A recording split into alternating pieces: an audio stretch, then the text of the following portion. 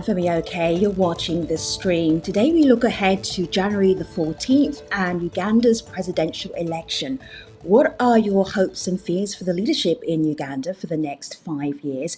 If you're on YouTube, you can jump into the comment section and be part of today's program.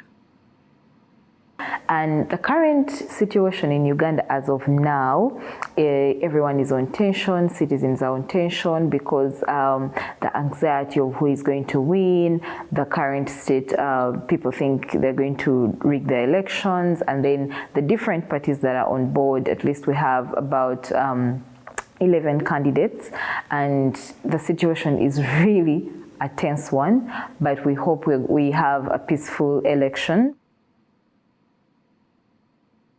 To join today's discussion, we invited President Museveni, but his office, his team didn't reply to any of our invitations.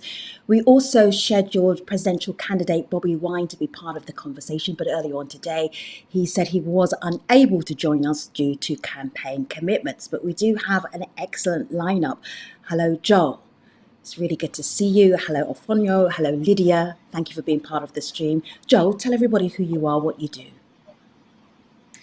Thank you. Good evening. My name is SSENYONYI, and I'm the spokesperson of NUP. That's the National Unity Platform political party, and also spokesperson of the People Power Movement. OFWONO, good to see you. I've seen you on the news on Al Jazeera earlier on today. Tell everybody who you are, what you do. Yeah, I'm the Executive Director of the Government Media Center and spokesperson of the Government of Uganda. Thank you for joining us, and hello, Lydia. Please tell our international audience who you are. Good evening. I'm Lydia NAMUBIRU, a Ugandan journalist and the Africa editor at Open Democracy. Lydia, I am looking on my laptop at the candidates for the presidential elections in Uganda, 2021 to 2026. That will be their term. And I'm just going to scoot down and look at the candidates here. Out of these candidates, who stands out for you? Who is the most impressive from your perspective? Who seems to be capturing the public's imagination?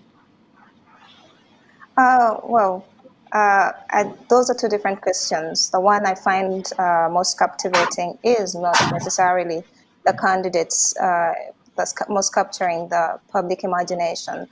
So I would say for the public, there are two frontrunners. There's President Museveni, incumbent for 35 years, and then there's Patrick Kyagulanyi, most commonly known as Bobi Wine, who was only 4 years old when President Museveni became president. I would say the two are the foremost runners in the race.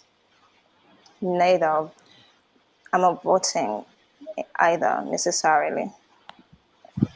Myself. OFWONO, I'm just looking at President Museveni's Twitter feed, counting down to election day, and one of the critical issues that you seem to be using to appeal to Uganda's voting citizens will be securing the future, that with President Museveni, you continue to have a secure future. It's so difficult to be distracted by politics in Uganda right now. I want you to really focus on issues at the beginning of our conversation.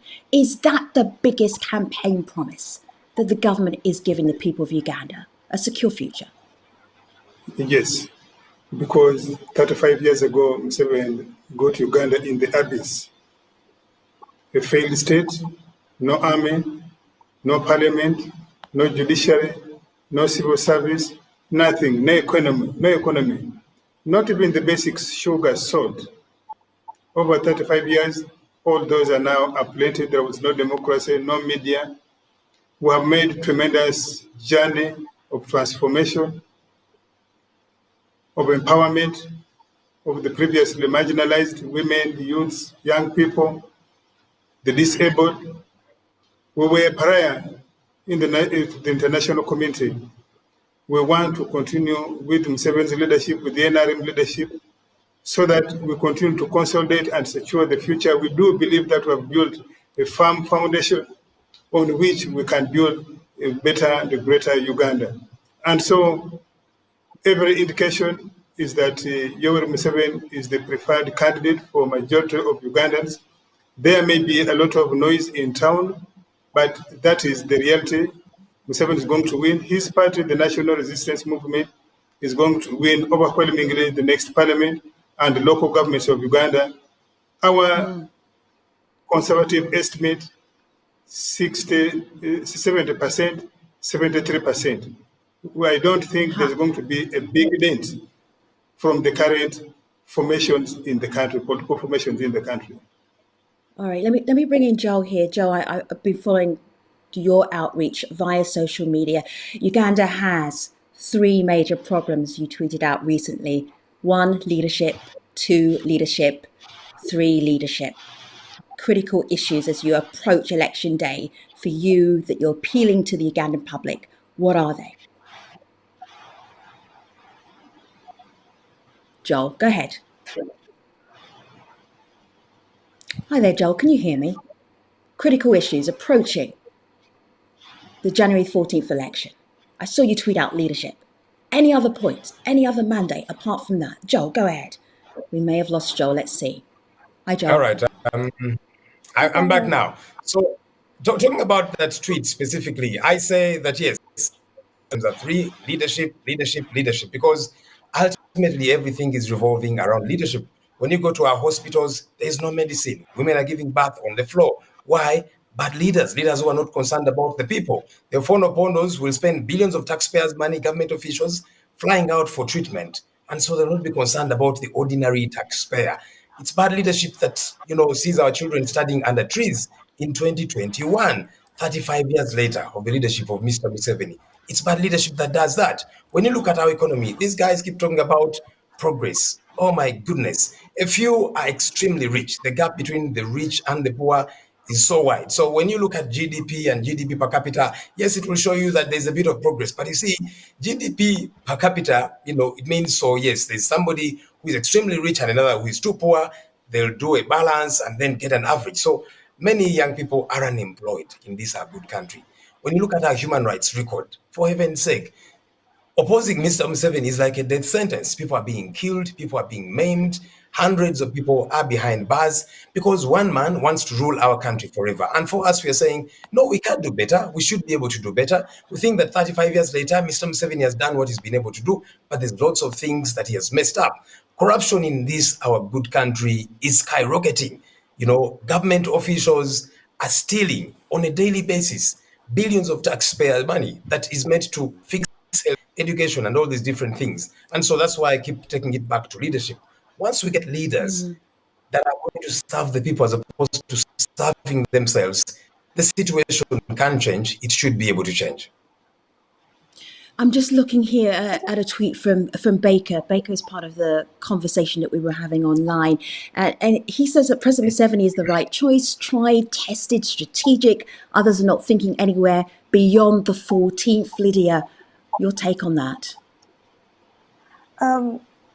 Yeah, I think that's definitely one of the ways in which President Museveni appeals to people. He said he appeals to a certain kind of people who would rather who are risk averse, who think whatever we have now, I would rather have this than take a chance on what's the unknown. But I wouldn't say those people are the majority, to be honest. I think, like Joel was saying, there's lots of people who are disgruntled. Mr. OPONDO was talking about, where Museveni brought us from. We were a pariah, a failed state, and all of that. But what he's talking about, the change that Mr. Museveni brought in the 1980s and the 90s, is not necessarily the same place we still are. I think lots of people feel like we've regressed. We once were on a revolutionary path, and we've since regressed. So I think I would say, yeah, some people are risk averse. They don't want to risk what they already have, especially people who are comfortable. But there are lots of people who also feel excluded and marginalized in many, many ways, economically, as members of certain ethnic groups.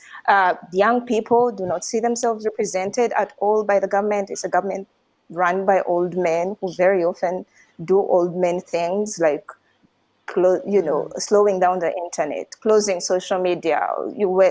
So I think it's not a universal perception for sure. I want to bring in a Belgwin Prosper Lumu, who picks up, Lydia, on your point about this being a young people's election. This is what he told us when he looked at who was running, who were the potential candidates. Have a listen to Belwyn. And people are very excited to see that very many youth have come up to take the highest office of the land, the president's office. So you look at people like John Katumba, 24 years of age, is the youngest presidential candidate, and the most popular being Bobi Wine, Mr. Kyagulanyi and Forum. So people are very excited to hear from all these people, and the whole country is pushed into a state of excitement, uncontrollable excitement, whenever they see or listen to these people talk or meet them whenever they go to campaign. Yes, we have so much activity happening on YouTube. I want to open up some of their questions and share them with you. So David Dennis says, how are the post-polling activities like vote counting ensured to be safe and fair by the party agents? OFWONO, let me ask that of you very directly and a brief response, please. Well, first of all, at the time of nomination, it was transparent. Through the Electoral Commission, candidates were asked to send their representatives at the national level to the polling station level, 2 agents each person. Once voting starts at 8, it closes at 4, and voting is done, counting is done in the open at the polling station. And the results are announced at the polling station before they are taken for tallying at the district level. So with that, with the observers, with the media, we expect any reasonable candidate to have sufficient number of reliable agents to take care of their interests. Okay. There's nobody going to fidget with the voting, and so the election will be credible. The results will be credible. Will be reflecting the will of the people. I have no doubt about that. So, the whole country is yeah. So what is interesting here, and we've known this for some time, have a look at my laptop here, John, then I'm going to go straight to you. The EU says it won't monitor Uganda election, limiting polls, international scrutiny. And that's because the last time they looked at Uganda's elections, they weren't happy that it was free and fair.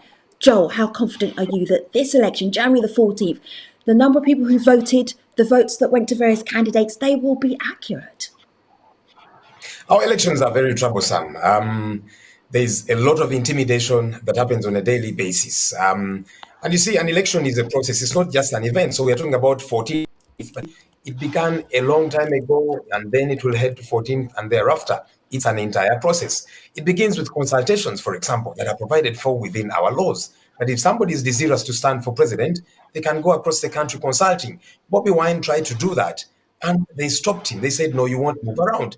That was way before COVID-19, which now our government uses. They use COVID-19 as an excuse to persecute the opposition, to kill people, which is illogical that you're killing people as a way of trying to protect them from COVID-19. So it's an entire process. Consultations did not happen. On nomination day, our presidential candidate was bundled up. Many of us were beaten and so on. And it's been the process. That's the way things have been happening. People are being killed. People are maimed. People are in jail, you know. And so as we head to 14th, there's too many questions, you know, too few answers. So ballot papers were delivered, for example, seals were broken. And the EC said, you see, it's because of our bumpy roads, that's why the seals broke. But those seals are too strong. And so there's concerns about all these different things. So OFWONO was saying that, you see, the media will be there to cover and so on. But government and the Electoral Commission have come out to say, we are not allowing cameras at polling stations. And we're saying, wait a minute, why are you keeping cameras away? What are you trying to hide? Or are you now going to use any other excuse? Cameras spread COVID-19. What exactly are you trying to hide? All right, so guess I hear all three of you. Lydia briefly, and then OFWONO briefly, and then we'll go back to YouTube. Go ahead, Lydia. Right, about cameras at polling stations, I believe the Electoral Commission has clarified it's not allowed within the cordoned off voting area, but journalists will still be able to observe the election.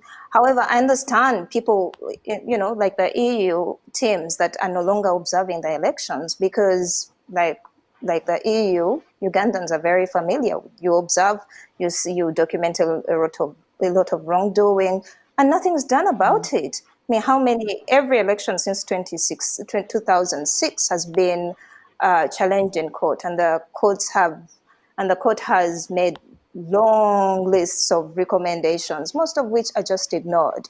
Mr. Opondo was talking about the procedural things that will happen on election day as they are on paper, but in practice, they don't necessarily happen that way.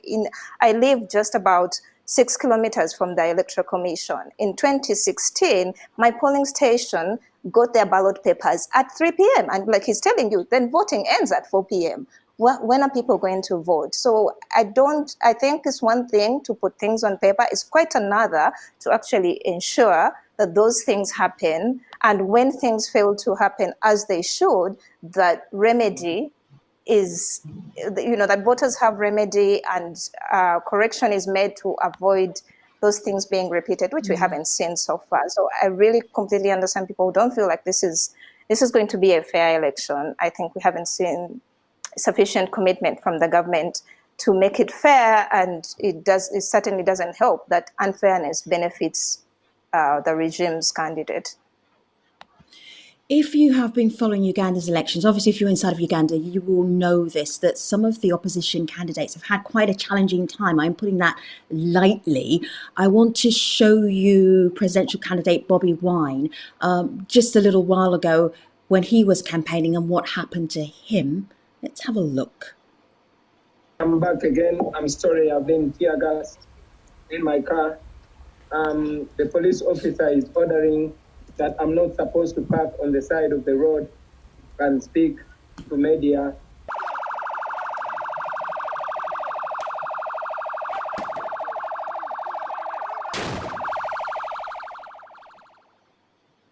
So I'm wondering, OFWONO, why a presidential candidate is wearing a helmet and a flat jacket and in an armoured vehicle to campaign. But YouTube has even tougher questions here. Lorna Maria says, censorship is our biggest problem. Mbambu Annette, the biggest issue is that police are killing innocent Ugandans. OFWONO, how would you respond to those two lines of questioning? Well, before I respond to that, I'm very glad that LYDIA has debunked Mr. Yoweri SSENYONYI's false claims that journalists are not allowed. The reason the Electoral Commission has said, indeed the regulations, that cameras are not allowed inside the polling station is to protect the integrity of the secret balloting, so that nobody traces how a voter voted. Now, the claims by LYDIA again that there is no way to verify whether the voting is credible or not, again, is not correct, because it is the onus of the candidate to choose a credible polling agent. I just want to correct you. It is not true, it is not accurate that the EU won't be sending representatives to monitor or to observe the election. They will not be sending observers from their respective countries. However, they are going to send observers from already their mission, the staff already in the mission in Uganda. I happen to sit at the National Organizing Committee of this election as a spokesperson of government. We have accredited EU delegates from their respective embassies. We have accredited the observers from the British High Commission in Uganda, the staff that are already in Uganda. Obviously, because of COVID, they are skeptical of sending their staff, their people, their citizens to Uganda, where they don't know how the COVID is being managed. Now, let me just go quickly to the issue of the fracas, the violence. Let me make Joe, just hold tight for a moment, because I'm interested in hearing why. Yes. Hold tight for a moment, unfortunately, when everyone's speaking. So why is a presidential candidate having to wear a flat jacket and a helmet to campaign? To ask yourself, there are 11 presidential candidates. Why 2 are the ones having fracas with the police?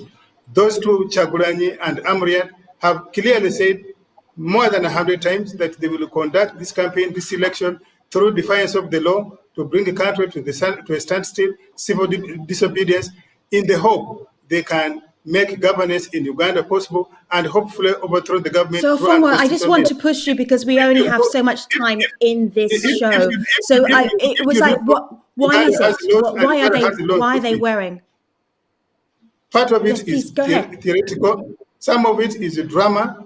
They want to get sympathy from people like you, from people like the media, and international observers. So we want to leave them to play that theoretical. What about the 52 people who were killed? Were they just being dramatic? Really? And also the many attempts. All right, so guess this is painful. Guess this is very painful to hear. So just let me pause for a moment. Everybody, just pause for a moment. You will be handled with the force. All right, Joel, go ahead. Just Joel. So, look, it's very interesting hearing an old man like OFWONO go on TV, national, international television, and tell the lies that he's telling. That so it's gimmicks and all of this. Been many attempts on Bobi Wine's life.